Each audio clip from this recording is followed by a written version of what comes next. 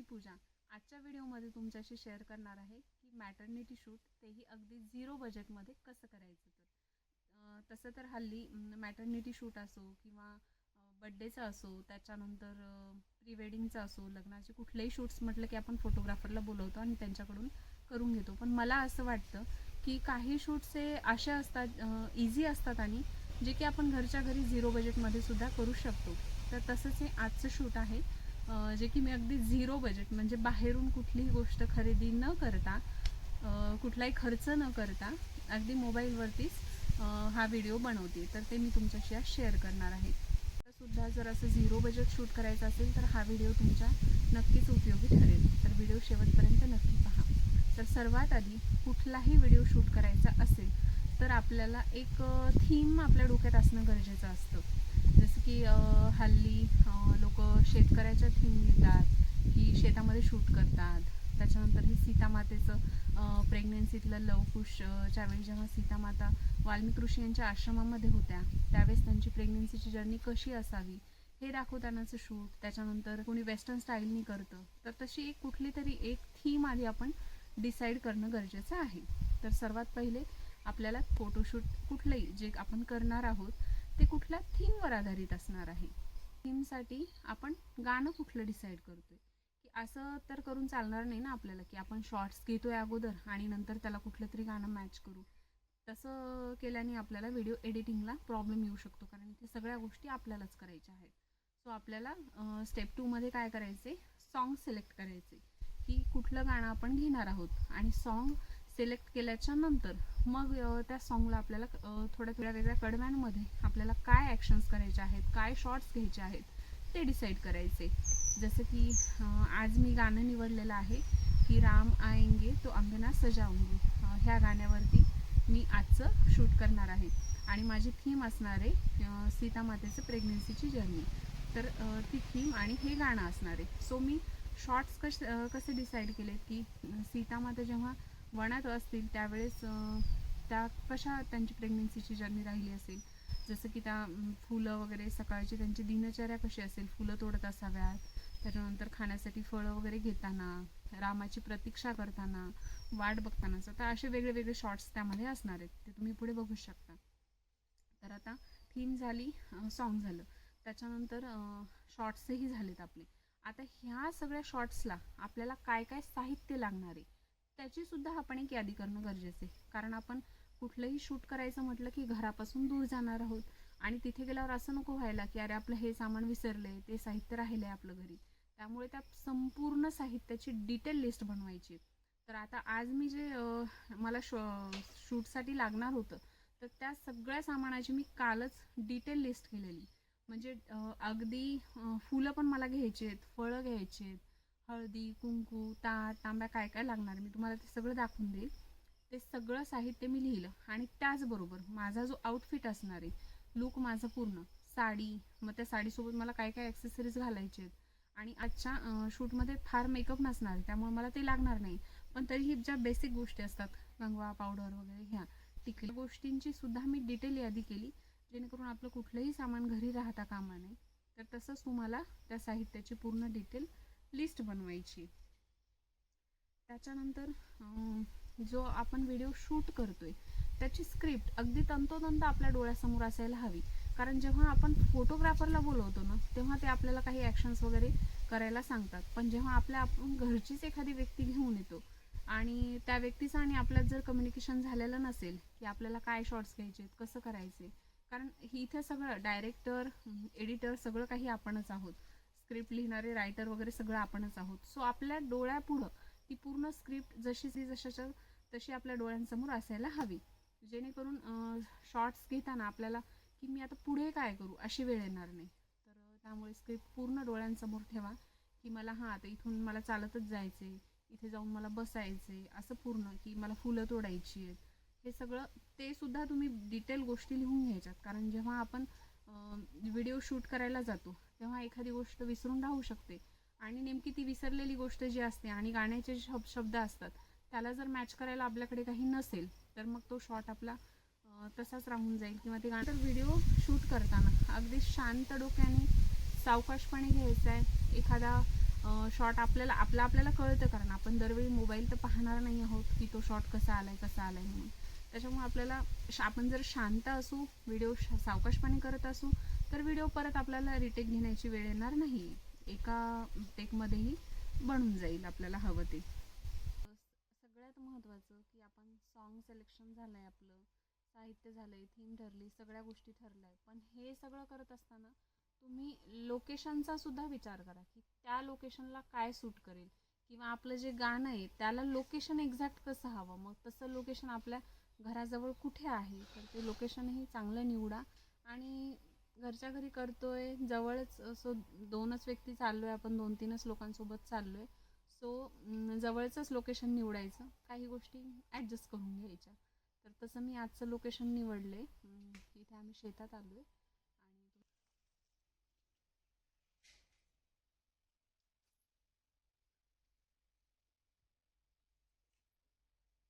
मला आजच्या व्हिडिओसाठी मला डिटेलमध्ये काय काय साहित्य लागले ते मी तुम्हाला दाखवून देते. आणि हो, महत्त्वाची गोष्ट, हे सगळं साहित्य मी घरातूनच आणलेलं आहे. मी कुठलीही वस्तू बाहेरून विकत आणलेली नाही आहे, कारण आपला व्हिडिओ आहे 0 बजेट शूट आपण करतो आहे.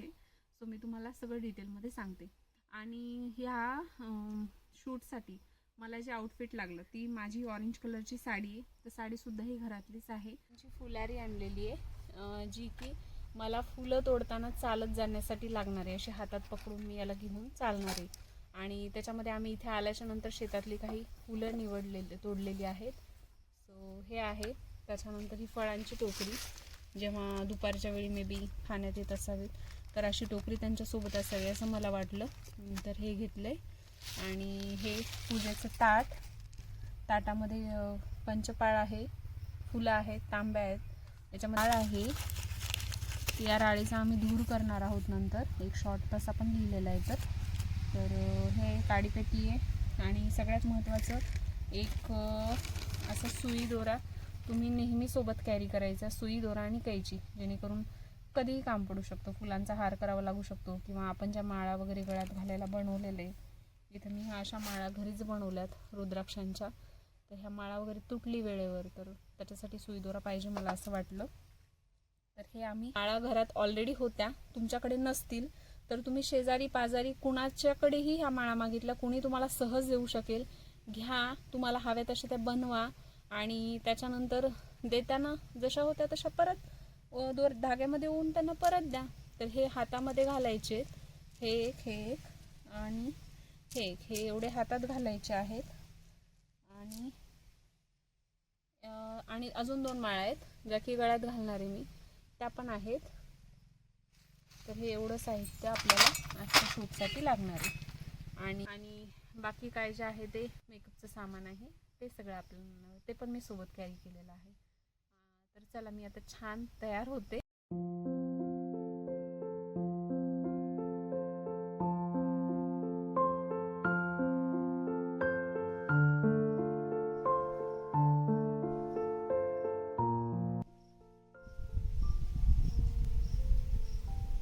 कसा दिसतोय तर माझा लुक?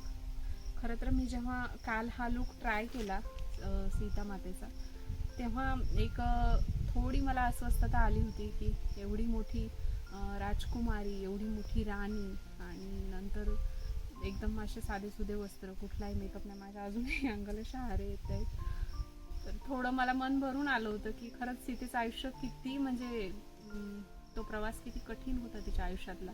आपल्या आयुष्यात थोड्या जरी अडचणी आल्या तर आपण डगमगतो, किंवा बऱ्याचदा आपण देवाला सुद्धा दोष देतो की, आणि आपल्याला अशीही भावना मनात राहते बऱ्याचदा की आपल्याच आयुष्यात जास्त अडचणी, पण तसं नाही, देवानी सुद्धा त्यांच्या आयुष्यात खूप काही भोगलेलं आहे. आणि सीता मातेची बरोबरी करणं तर शक्य नाही आहे. मी जस्ट एक कपडे वगैरे घातले जस्ट तसे, बाकी तर कुठल्याही गोष्टीत आपण देवाची बरोबरी नाहीच करू शकत. तर तुम्हाला माझा हा लुक कसा वाटतोय, मी कशी दिसते, मला कमेंटमध्ये नक्की सांगा. विशेषतः मला हे आपण गोष्टीचं वाटलं की जेव्हा आपण प्रेग्नंट असतो, आपल्याला म्हणजे नवरात्राजवळ आपल्याला हवाच असतो, आणि सगळ्यांकडून आपल्याला कुठंतरी मनात भावना असते, सगळ्यांनी आपली काळजी घ्यावी, थोडंसं म्हणजे आपले लाड व्हावेत असं वाटतं. तर तेही फील होत होतं की खरंच सीतामातेला कसं वाटलं असेल त्यावेळेस. गोष्ट म्हणजे काही गोष्टी आपण निवडत असतो, तर काही गोष्टी आपल्याला निवडत असतात. हे फोटोशूट अगदी अचानक ठरलं. काल मी इंस्टाग्राम एक रील पाहिली आणि मला ते इतकं माझ्या मनाला भावलं की म्हणलं नाही, मला पहिलं शूट हेच करायचे. आणि तुम्हाला माझ्याकडे बघून वाटत असेल की हिच्याकडे बघून वाटत नाही की ही प्रेग्नेंट आहे म्हणून, तर मला फक्त 4.5 मंथ झाले आणि हे माझं पहिलं शूट आहे. आणि मला खूप आनंद होतो की माझ्या पहिल्या शूटची सुरुवात इथून होती आहे. तर एवढ्या लवकर हे शूट करण्याचं रिझन असं की मी डेन्मार्कला असते आणि आत्ता सध्या मी भारतात 1.5 महिन्यासाठी आलेली आहे. 25ला माझं रिटर्नचं तिकीट आहे. त्यानंतर मी तिकडे जाणार आहे. आणि तिकडचं वेदर सध्या तिकडे स्नो वगैरे असतो, खूप थंडी असते, त्यामुळे तिकडे गेल्याच हे शूट करणं शक्य नाही. मनातून इच्छाही होती किंवा असं मला वाटलं की आपल्या इकडची झाडं, तिकडे झाडं पानं फुलं खूप छान असतं, पण ह्या शूटमध्ये ह्या व्हिडिओमध्ये त्या सगळ्या गोष्टी याव्यात. आपल्या इकडची झाडं, फळं, जसं की मला आज रामफळ मिळालं, बोरं मिळाले, तर ह्या गोष्टी बघूनच मला खूप छान वाटलं. आणि मग म्हणून मी डिसाईड केलं की हे शूट आपल्याला इथेच करायचं. सो ह्या गोष्टींनीही मला कुठेतरी निवडलं असं मला वाटतं. तर व्हिडिओ शूट करताना अजून एक गोष्ट सांगेल की जेव्हा केव्हा शूटिंगला जाल ना तुम्ही, तेव्हा सकाळी थोडं लवकर निघा. आम्हाला घरातून निघायलाच 12 वाजले आणि तिथून पुढं तयारी करायला ह्याला बऱ्यापैकी उशीर झाला आहे. सो थोडं एक वातावरणात पण दुपारच्या वेळेला थोडा डलनेस आलेला असतो, आपणही थोडं टायर्ड झालेलो असतो. सो सकाळी जर जाल तर अजूनही तुम्हाला छान वाटेल, फ्रेश वाटेल. तसं तर मला हे साडी आणि हे सगळं घालून प्रचंड भारी वाटते, आनंदही होतोय आणि एक वेगळीच प्रसन्नता आली आहे. तर चला आता मी पुढचे काही शॉर्ट्स घेते जे की तुमच्यासोबत मी शेअर करणारच आहे. तर व्हिडिओ बघत राहा.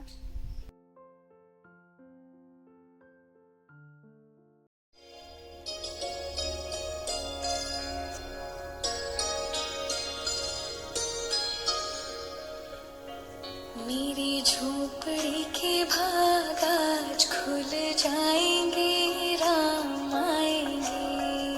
मेरी झोपड़ी के भाग आज खुल जाएंगे, राम आएंगे। राम आएंगे, आएंगे, राम आएंगे। राम आएंगे, आएंगे, राम आएंगे। मेरी झोपड़ी के भाग आज खुल जाएंगे, राम आएंगे। मेरी झोपड़ी के भाग आज खुल जाएंगे, राम आएंगे।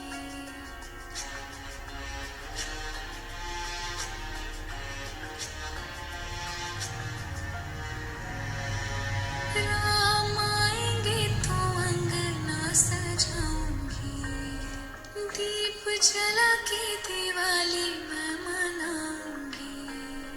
राम आएंगे तो अंगना सजाऊंगी, दीप जला के दिवाली मैं मनाऊंगी। मेरे जन्मों के सारे पाप मिट जाएंगे, राम आएंगे। मेरी झोपड़ी के भाग आज खुल जाएंगे, राम आएंगे।